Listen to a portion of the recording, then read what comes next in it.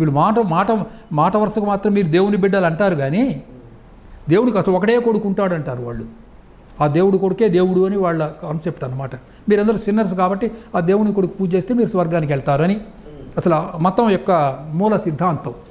భారతీయులు అట్లా చీమ దోమ సృష్టిలో మొత్తం ఈశ్వర స్వరూపమే అంటుంది. ఇది ఇండియన్ కాన్సెప్ట్ ఇది.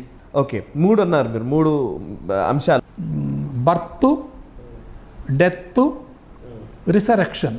ఓకే, బర్త్ పుట్టుక.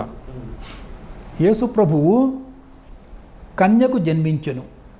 దీన్ని మనం సింబాలిక్గా తీసుకుంటే మనకు అభ్యంతరం ఏం లేదు. If it is a symbolic expression,